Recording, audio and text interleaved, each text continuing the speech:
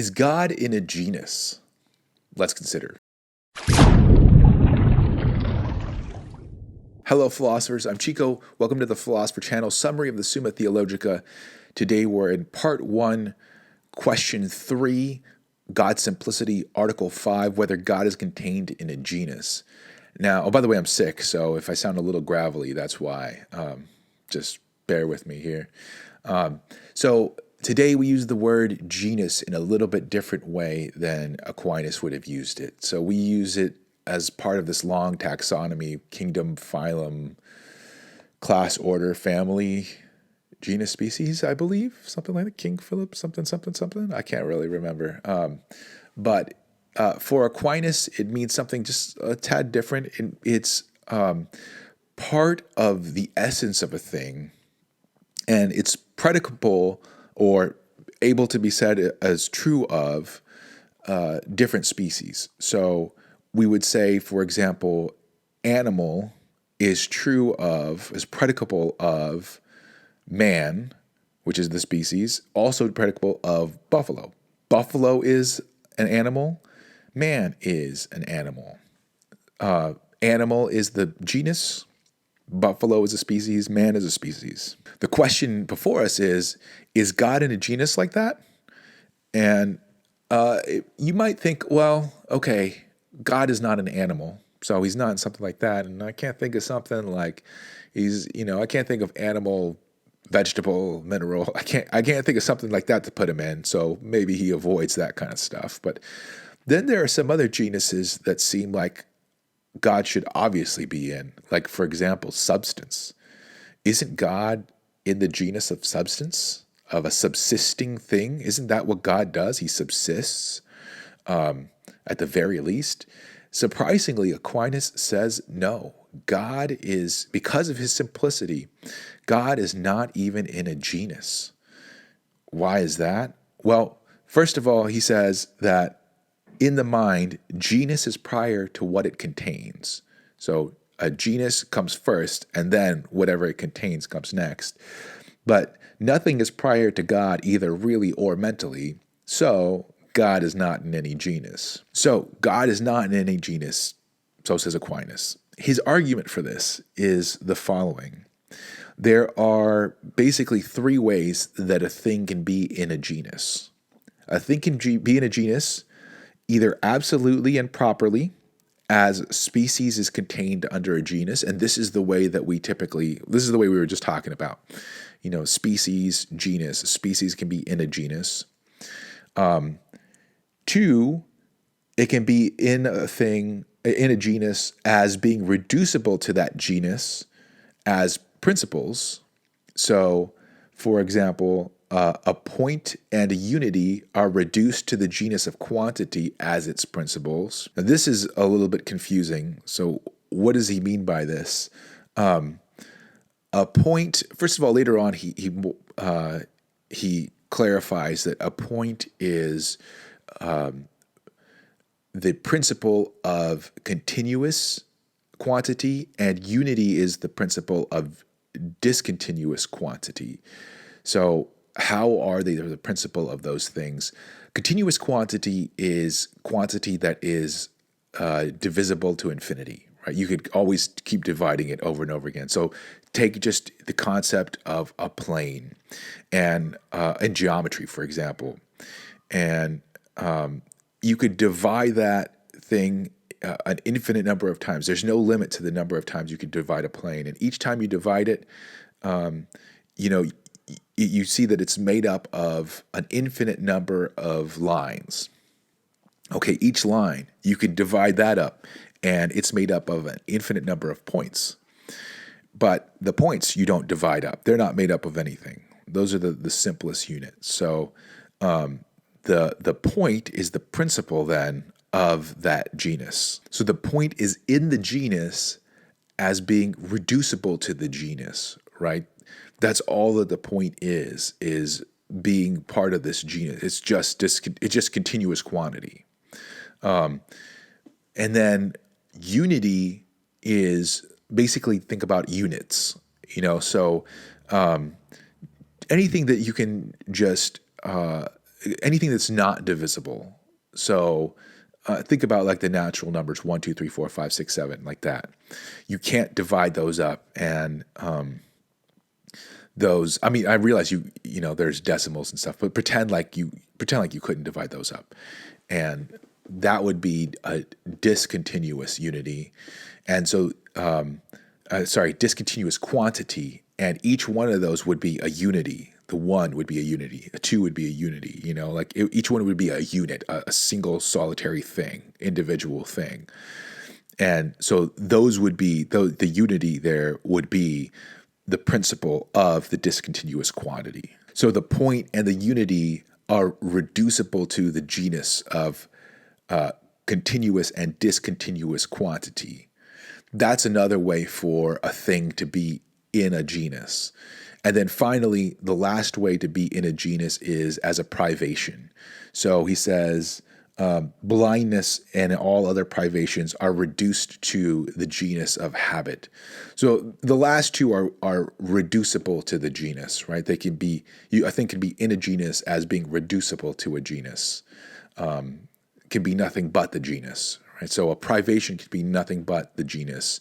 And here, reducible, because think about blindness. It's not an actual thing in and of itself. It's not like blindness is something that you do. It's something that you lack, right? It's like a hole on a shirt. A hole on a shirt isn't an actual physical thing, right? It's an absence of a thing. That's the same thing as blindness. So it would be like the habit, the genus of habit, that's the real thing. And privations like blindness are sort of parasitic on that. They don't actually exist in and of themselves. They're just reducible to the habit themselves. Okay, so those are three ways that a thing can be in a genus. And Aquinas is going to say God is not any of those things. Premise 2 here, God is not in a genus as a species contained in a genus.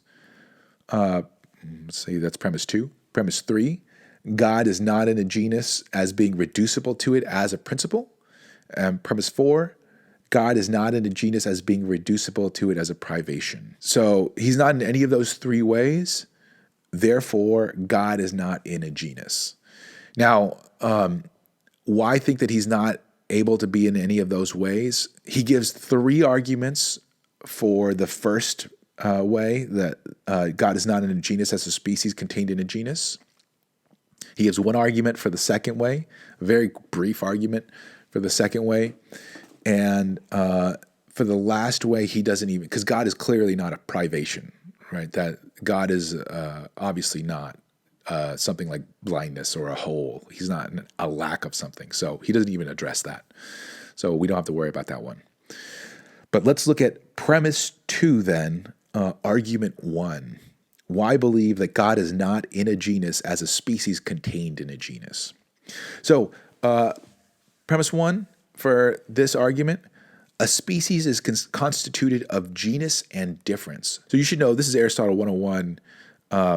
A species is genus plus difference. What does that mean?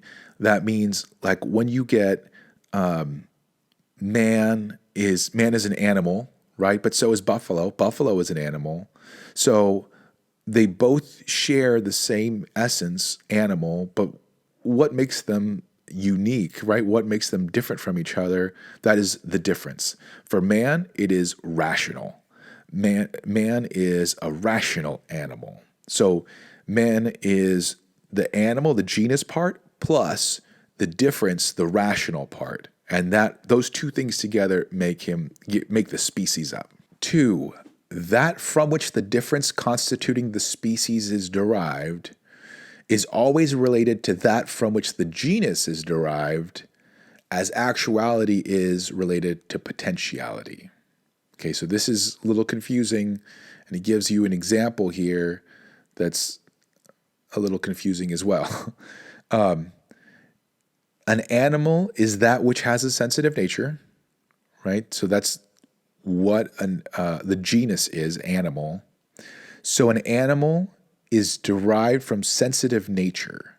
So this is the second part of that premise we're talking about, right? Is always related to that from which the genus is derived. So this is what the genus is derived from. They're saying the animal is derived from sensitive nature. And he throws on there at the end of this, by concretion, as it were. Concretion, he means here, like when the matter and the form come together to make a concrete thing. So when we're talking about matter, form, composite type things. So matter, form, hylomorphism, all those things that we've already learned. 3, a rational being is that which has an intellectual nature. Remember, rationality is the difference here. So animal is the genus, rational is the difference. And so it says, so rational being is derived from the intellectual nature. So again, this is the first part of that premise, that from which the difference constituting the species is derived, right? That's where rational being is derived from intellectual nature. That's what that part comes from, all right? So we have the intellectual nature, which is where we get the difference, the species, the difference from rational being. And we have sensitive nature. That's where we get the genus from, where we derive the genus from. And the two of them are related, it says, as actuality is related to potentiality. So intelligence is compared to sense as actuality is to potentiality. And hopefully this makes a little bit of sense, because what it's saying is when you have a sensitive nature, like, I should have explained, by sensitive nature, it doesn't mean like, well, I'm just sensitive. It means like able to sense things, like able to perceive things. So like see, touch, feel, basically, and taste, those kinds of things. Intellectual meaning like be able to understand things. There's so much going on, right? Like there's so much to learn. So when you have a sense nature, that nature can further, it's potentially also an intellectual nature, right?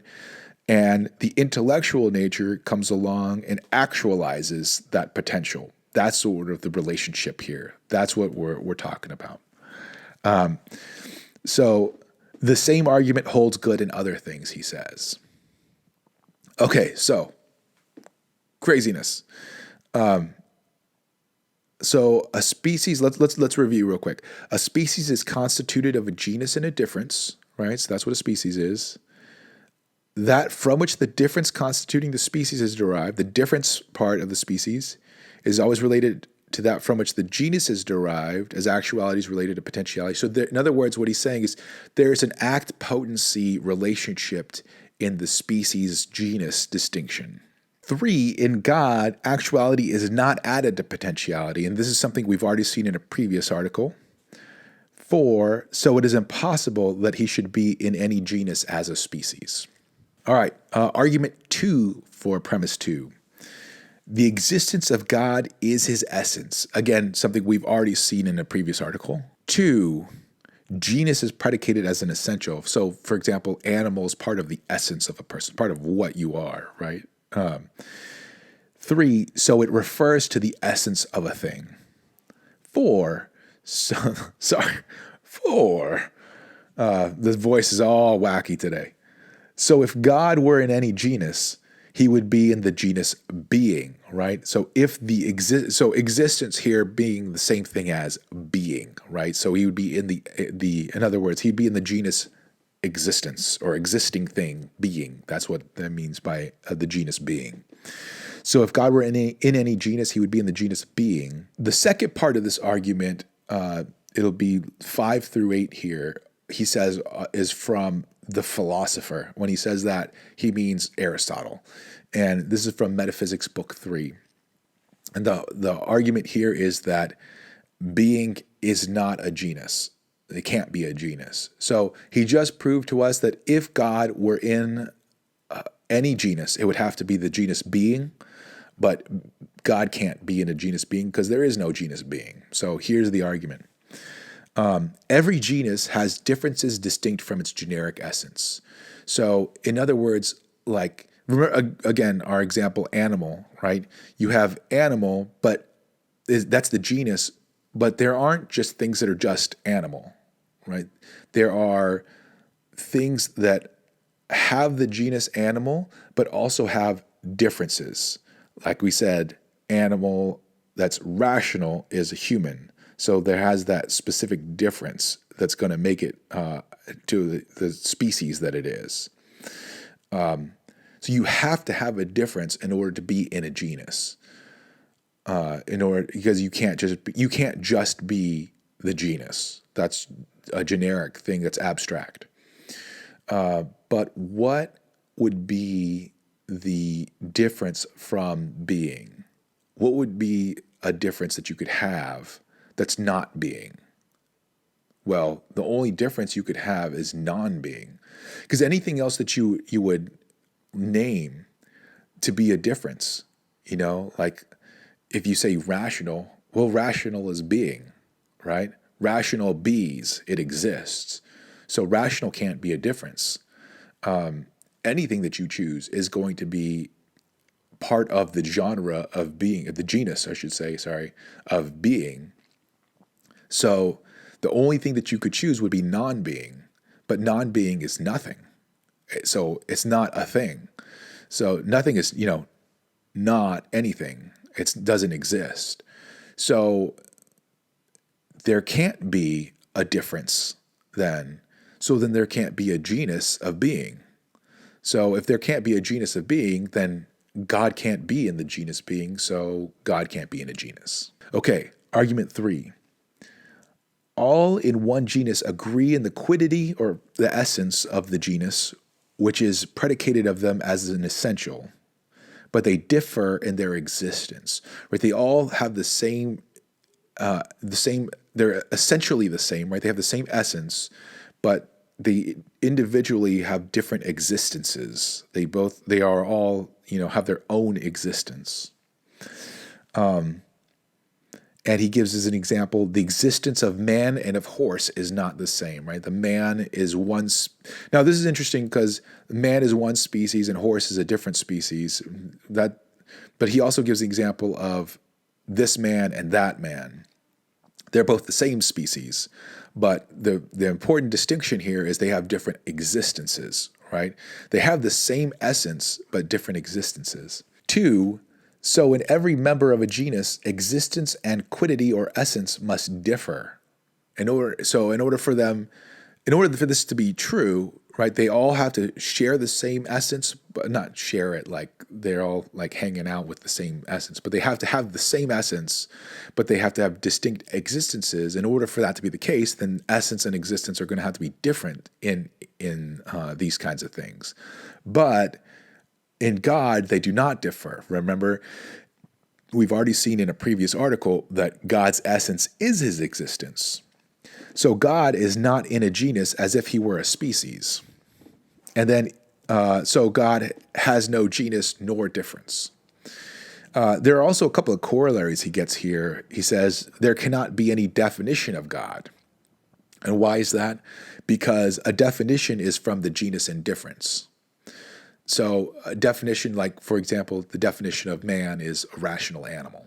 So you can't get a definition of God because there's no genus and difference. A second corollary, there can't be a demonstration of God except through his effects.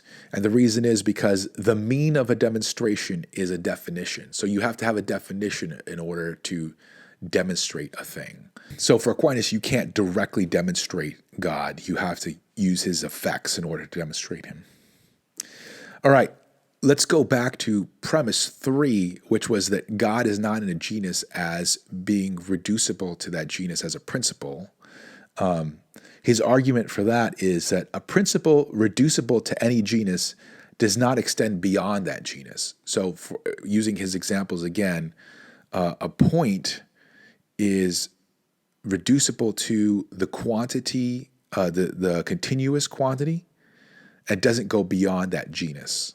You don't see a point, for example, in other kinds of things. Like it is solely in that genus of continuous quantity. And same thing for a unity. Unity is totally encompassed in that genus of discontinuous quantity. God is the principle, however, of all being. So God is not contained in any genus as its principle, right? So if God is the principle of everything, then he's not limited to any specific genus. He's just the principle of all things. So that he can't be in a genus like that. Okay, let's look at the objections now.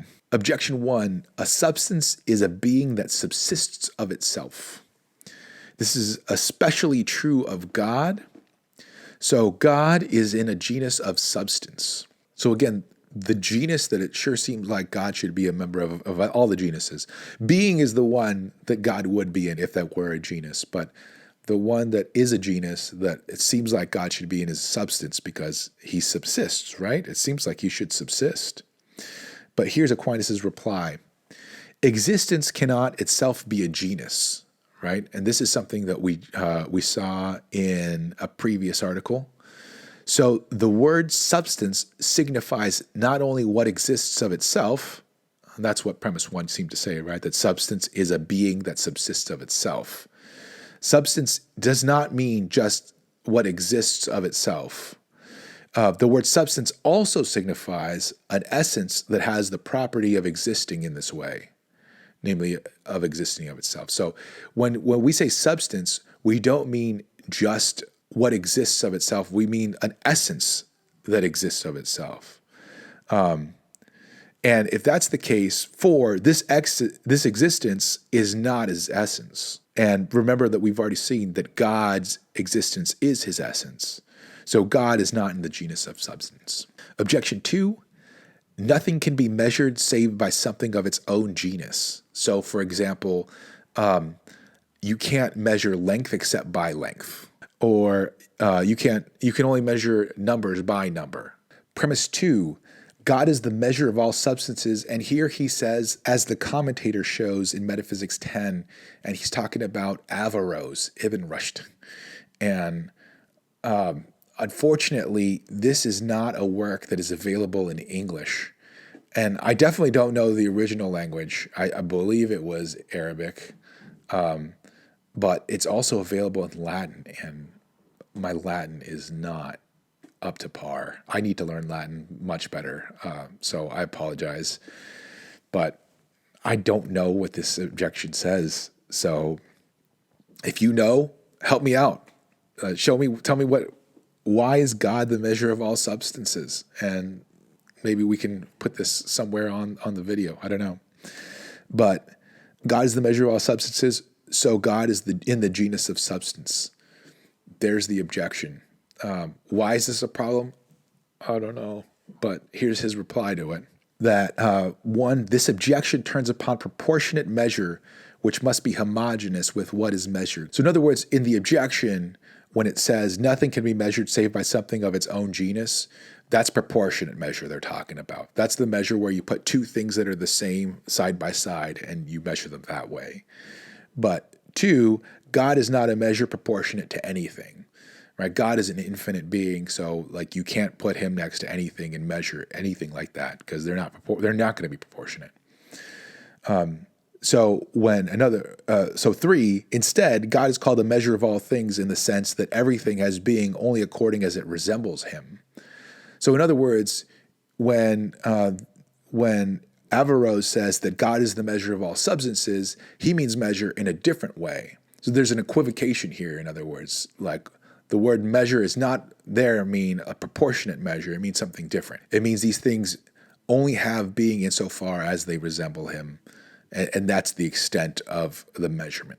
Well, that is all for this. Please don't forget to like, subscribe, comment, share this video. Stick around for the next video. Interesting whether God has any accidents. So in other words, not like, oops, did God have an accident? More like, does God have any things like, is God brown? Is he 6 foot? Is, does he have anything like that? Anything that's not essential to him? That's going to be an interesting question. So stick around for that. Please don't forget to support this project in my Patreon page, and I will see you in the next video. Adios.